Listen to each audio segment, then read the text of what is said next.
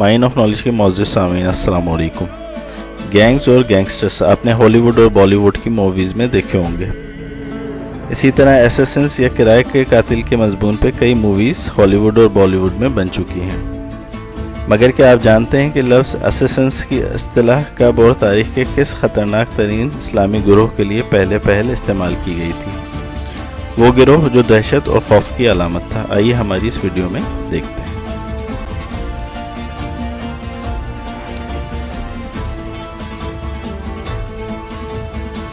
سامعین اکرام، سلجوق سلطان مالک شاہ کے آخری وقت حکومت میں جب 11ویں صدی عیسوی چل رہی تھی، ایک اسماعیلی فرقہ فارس یا موجودہ ایران میں بغاوت پر اٹھا، جس کا نام فرقہ باطنیہ تھا، مگر یہ حشیشین کے نام سے مشہور ہوئے، یعنی حشیش کے عادی۔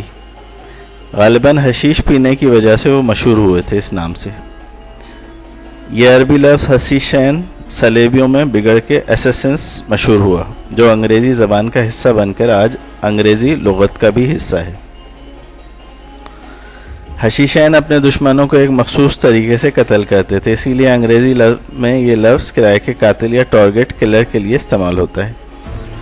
11 سے 13 صدی عیسوی تک یہ قاتل گروہ مسلمان دنیا کے لیے خوف و دہشت کی علامت رہا، خاص طور پر ایران، عراق اور شام میں۔ اس کا بانی حسن صبا تھا۔ وہ فارس کے شہر کم میں پیدا ہوا، اس کے باپ نے کوفہ سے یہاں ہجرت کی تھی۔ یہ شخص انتہائی پڑھاکو تھا، لرنڈ تھا اور پہل اہل تشیع کے معتدل مزاج فرقے اثنا عشریہ سے تعلق رکھتا تھا، مگر بعد ازاں وہ اسماعیلی پروپیگنڈے کا شکار ہو کے اسماعیلی شیعہ جو انتہا پسندانہ فرقہ ہے اس میں شامل ہو گیا۔ 1078 عیسوی میں فاطمی نے خلیفہ منتصر کے دربار میں پہنچا اور اس کے بیٹے نزار کا حواری بن گیا اور اس کے ساتھی نزاری بھی کہلائے۔ اپنی گرفتاری سے بچنے کے لیے اس نے نظام الملک کو چکمہ دے کے شمالی فارس میں پناہ لی۔ 1091 عیسوی میں اس کے ساتھیوں نے مشہور قلعے علاموت پر قبضہ کر لیا، جس کے معنی عقاب کی تربیت گاہ ہے۔ جلد انہوں نے کئی اور قلعے فتح کر لیے اور شمالی فارس میں مستحکم ہونے لگے، حتیٰ کہ انہوں نے شام میں لبنان کے پہاڑوں پر بھی قبضہ کر لیا، جہاں انہوں نے صلیبیوں سے لڑنے والے مسلمانوں کو بھی ڈرانا دھمکانا شروع کر دیا۔ 1092 عیسوی میں انہوں نے فدائی حملے میں گھات لگا کے سلجوق وزیر نظام الملک کو قتل کر دیا۔ یہ ان کے ہاتھوں کسی بڑے آدمی کا ہائی پروفائل پہلا قتل تھا۔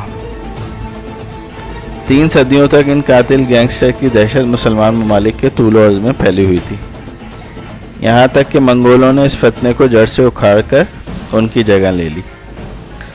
اسماعیلیوں کے دشمن، خواہ وہ حکمران تھے، پروفیسر تھے یا پھر سنی علماء، ان کی دہشت کی تلوار سب کے سروں پر لٹکتی رہتی تھی۔ اسی طرح صلیبیوں پہ بھی یکساں طور پر ان کی دہشت سوار تھی، جن کے نزدیک وہ حشیشین کی جگہ اساسن مشہور تھے۔ یہ کئی ناموں سے مشہور تھے: فاطمی، سبا یا 7 اماموں اہل تشیع کے عقائد کے، باطنی یا ملاحدہ۔ انہیں حشیشین یا بھنگ پینے والے کا نام بھنگ پینے کی وجہ سے نہیں دیا گیا تھا، بلکہ اس لیے دیا گیا تھا کہ یہ اپنے فدائی حملہ آور کو قتل کے لیے جب تیار کرتے تو اسے الموت میں موجود عقاب کی تربیت گاہ جو ان کا اڈا تھی وہاں لے جاتے تھے اور وہاں موجود اپنی تیار کردہ جنت میں لے جا کر اس کو برین واش کیا کرتے تھے۔ وہاں اس فدائی کو حشیش پلا کے قتل کے لیے تیار کیا جاتا تھا۔ حسن صبا نے فاطمی اسماعیلی نظریات کا پرچار شروع کیا۔ ان کا طریقہ سیاست یہ تھا کہ ان کے خفیہ قاصد جب قتل کے لیے جاتے تو زہریلا خنجر، قلم، تقریر اور سونے کے ذریعے کام لیتے۔ یہ ایک باقاعدہ ادارے کی شکل میں کام کرتے تھے، جس میں ان کا ایک سربراہ چیف تھا، جسے شیخ الجبل یا پہاڑی چیف کہا جاتا تھا۔ پھر ہر علاقے میں ان کے عہدیدار ہوتے تھے جو تمام ماننے والوں کے کاموں کی نگرانی کرتے تھے۔ پھر اصل اساسن کی باری آتی تھی، جنہیں زہر میں بجھے خنجر کے ساتھ اسماعیلیوں کے دشمنوں کو قتل کرنے کے لیے بھیجا جاتا تھا۔ یہ موت کے فرشتے کہلاتے تھے، جو طلبہ، تاجروں، حاجیوں اور غلاموں کے بحث میں کارروائی کرتے تھے۔ ان کی دہشت سے بادشاہ اپنے تخت پر جبکہ علماء اپنے ممبرز پہ کانپتے تھے۔ ان کے شکار سلجوق وزیر نظام الملک، اس کا بیٹا فخر الدین فخر الملک فاطمی خلیفہ، الامیر عباسی خلیفہ، المسترشد اور اس کا بیٹا راشد وغیرہ شامل تھے۔ ان کی ہمت اس قدر بڑھ چکی تھی کہ انہوں نے صلاح الدین ایوبی اور صلیبیوں کو بھی دھمکیوں کا نشانہ بنایا۔ وہ گاجر اور لکڑی کی پالیسی اختیار کرتے تھے، کیراٹین اسٹک کی۔ ایک اسلامی رہنما ان پر سخت تنقید کیا کرتا تھا۔ ایک فدائی بھیجا گیا جس نے اسے خنجر یا سونے سے بھرے تھیلے میں سے ایک چیز قبول کرنے کی پیشکش کی۔ اس نے سونے کو قبول کیا اور آئندہ کے لیے ان کی مخالفت سے باز آ گیا۔